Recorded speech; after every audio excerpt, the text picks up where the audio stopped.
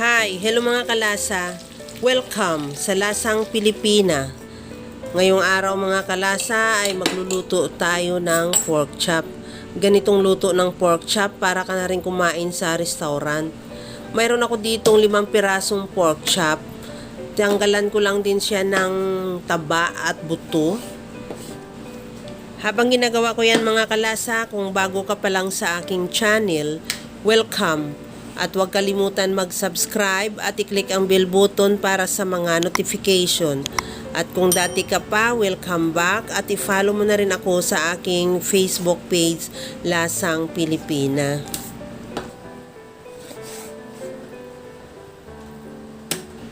Pagkatapos ko yan matanggalan ng buto at taba, panipisin ko yan, gamitan ko lang siya ng meat tenderizer na hammer. Agaya lang sa nakikita mo sa video, palaparin lang natin. Huwag lang masyadong malakas ang pagpalo para hindi naman mabutas yung ating pork chop.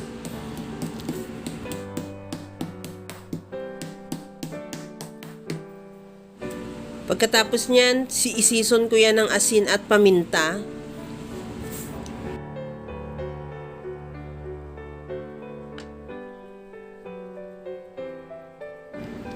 At maglagay ako ng cheese na slice, depende sa iyo kung gaano kalaki, at ibalot ko yan sa ating pork chop. Ganyan lang sa nakikita mo sa video. Pagkatapos niyan, ibalot ko rin yan siya sa plastic para mabuo talaga yung pagka-roll natin, hindi siya magtanggal o hindi siya maghiwalay. At ilagay ko rin yan sa freezer muna ng at least 1 hour. Pero sa akin, ginawa ko yan, nilagay ko yan sa freezer ng overnight.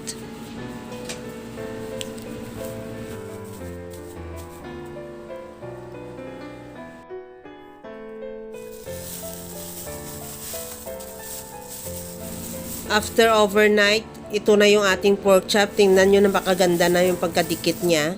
Hindi na siya nahihiwala o natatanggal o nabubuka. Mayroon na ako ditong harina. Nilagyan ko siya ng paminta at asin. At mayroon na rin akong itlog at breadcrumbs.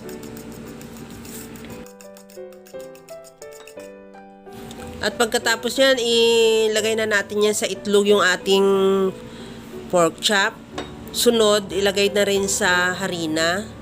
At i-coat na rin natin ng mabuti ng harina at itaktak ng bahagya para matanggal yung excess na harina. At ibalik na rin sa itlog. Ganun lang din ang process. Pagkatapos niyan, ilagay na rin sa breadcrumbs. At i-coat din ng mabuti sa breadcrumbs. At ganun din, itaktak mo rin para matanggal din yung excess na breadcrumbs.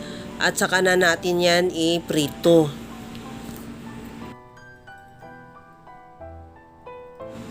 Maglagay ng mantika sa kawali at painitin at ilagay na natin yung ating pork chop.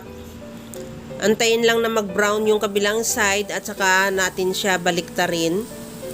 Ganun lang din yung kabilang side, antayin na rin natin na mag-brown o maluto at ready to serve na yan yung ating masarap na breaded pork chop. Tanggalin na lang din natin at ilagay sa ating serving plate. Kaya mga kalasa, kung nagustuhan mo yung ating video, please like na lang at pakishare na rin sa inyong mga friends.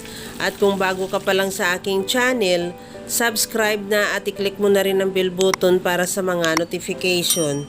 Kaya alam ko mga kalasa, kayang-kaya mo rin tong gawin. Kagaya lang lagi sa sinasabi ko na wala namang hindi marunong magluto basta sa simpleng paraan lang. Hanggang sa muli mga kalasa. Thank you for watching. Bye-bye!